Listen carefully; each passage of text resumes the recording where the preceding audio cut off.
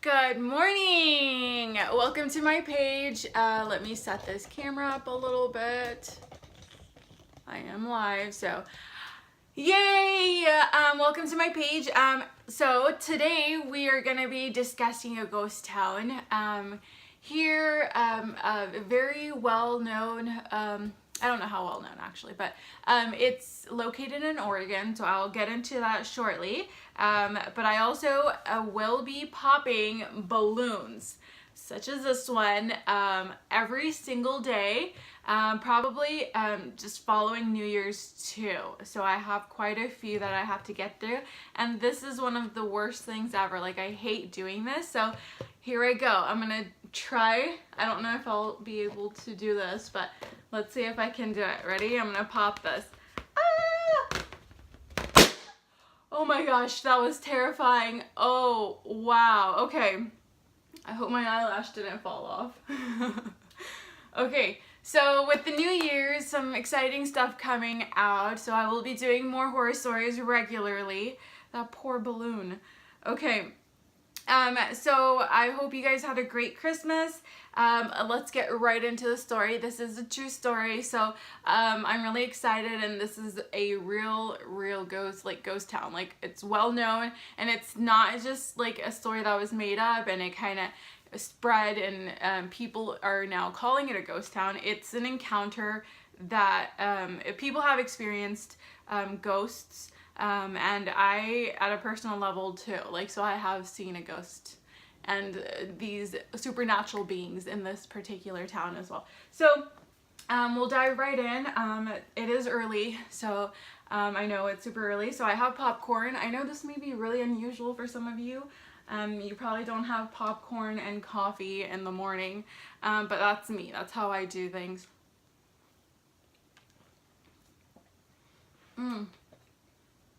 That's really good. Okay.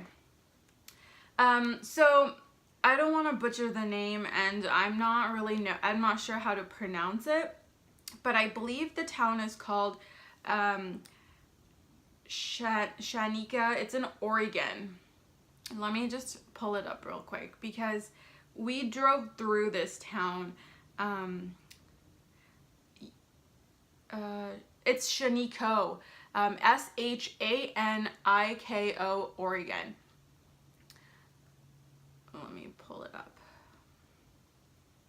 So yes, this is known as a ghost town. If you drive through this town, you will notice that there is not much that goes on in this town.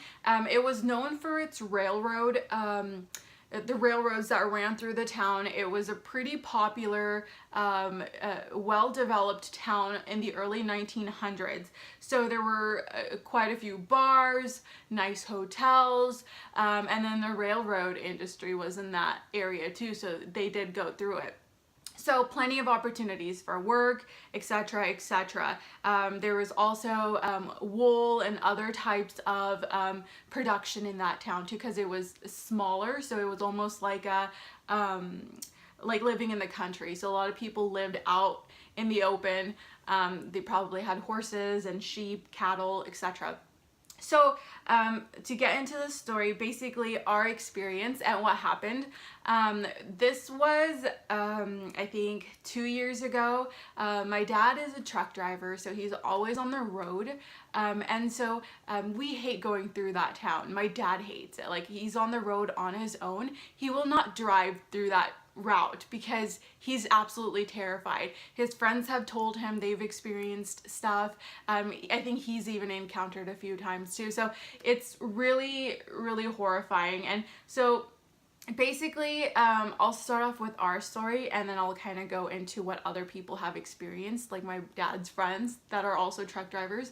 So the very first, like, my dad knew at that time, like, his friends had brought it up a couple times that this is a ghost town, they have experienced things, but you know, he wasn't like, he didn't believe in stuff like that. He was like, oh, you know, whatever, because it's known for being a ghost town. People just assume, and they start seeing things, and they just, you know, he never encountered anything.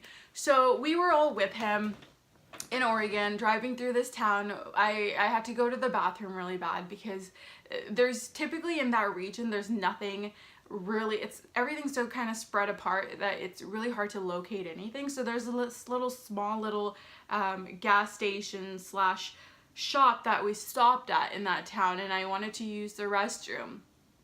And so everyone used the restroom, everything was fine. We walk out, it was dark outside, it was probably around 11 or 12 at night. We walk out, and then it was my mom, my dad, and I, and we all noticed this, the shape of this, it was like almost white, like faint white, and the individual was wearing like a, almost like a cowboy cap on his head, and he was walking across the road, and the image of the person was so clear, like you could clearly tell that it was a human, like it was a person, and there was a cap, and you could see him walking across the street, and we just look at each other and we didn't know what to think. We're like, oh my gosh, like what is that? Like, are we just seeing, like, maybe it's a dust of wind, it does snow in Oregon, maybe it's just like, you know, something in the air. But we freaked, like I freaked, and we ran back to the truck and we're like, let's get out of here, let's just leave, I don't want to be here. And one of my dad's friends encountered the same thing, and he didn't even stop in the town. So that's why it's so scary and it's so well known. You don't have to be present or stepping out of your car to notice things. Like, you could be driving on the highway and you will see things happening, you know, different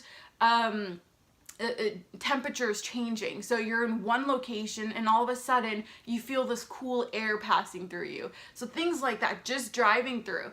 So next encounter, this is my dad's friend. He was driving through the town, and you know, he had heard about things, and so it's like pitch dark outside, and you know, he's just looking ahead, and then when he turns, you know, towards the passenger seat, and he turns and looks, there's somebody sitting next to him when he was driving through this town, and just this shadowy image sitting next to him, and he freaks out, like to the point like he didn't know what to do, like it's just sitting there.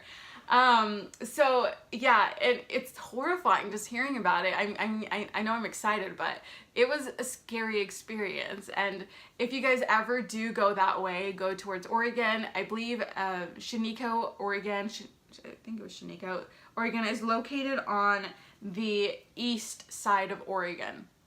And yeah, like the most horrifying experience ever. I believe there was a hotel in Sheniko, Oregon that burned down back in the day, which may have caused some casualties. I don't have the exact details on that, but yes, that is a true story, and those are actual experiences, and that's like the first experience I've had of an actual like, you know, ghost encounter, you could say. But yeah, and there's been other encounters too, like people have seen a woman on this curb, like just standing and staring, and they're not real people. Like, you can clearly see it's like almost like this faint cloud, shadowy looking object is what they describe it as. So yeah, isn't that so terrifying? Let me get some coffee, guys.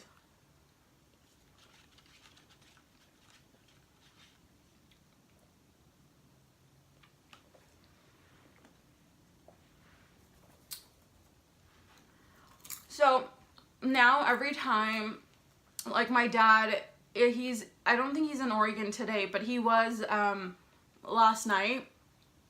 And the reason I decided to do this video is because it just came up yesterday again. And he passed through that town yesterday, and he will call us every time. Like, he will call us up, he'll, you know, start having this conversation with my mom, and I'll be there too. And I know, like, when he's kind of trying to keep our attention and keep us on the phone, because like he'll come up with anything to keep us on the phone, because he doesn't want to drive through that town on his own, and he gets so scared. So yesterday he called us and he was like, oh my gosh, okay guys, I'm about to pass through that ghost town again, you guys have to stay on the phone with me. And I was telling him that he's a chicken, but I've seen it too, and it's really scary. Like, you don't, it would be one thing if you could just, you know, if you saw something on the street, but like if something comes up to you and sits next to you on the seat, I think that would be really scary. And yeah, like that could actually cause some serious problems, especially if you're a driver, you know, driving a semi-truck. You could go off track, you could crash, get in an accident. So he calls us up every time. He doesn't drive up to Oregon as much now, or he does, but he stays towards southern Oregon just because we're located in California, like Northern California. So, but when he does have to go that way, like he dreads it, and he'll call us like every time because it's really scary. And I believe yesterday I was reading up on it a little bit. There are like smaller towns around that area in Oregon that are also known for ghosts. So not necessarily in Shiniko, but like I know there were a few like 20 miles away, 30 miles away, 40 miles away that also people have also encountered ghosts. So I almost feel like it's that entire region. They've felt like a cold sensation passing by them. It's like a really cold air almost just in that one area. So and they've seen things, they've you know encountered, like whether it was a female, like you can clearly see like an outline of a female or a male when you notice these things.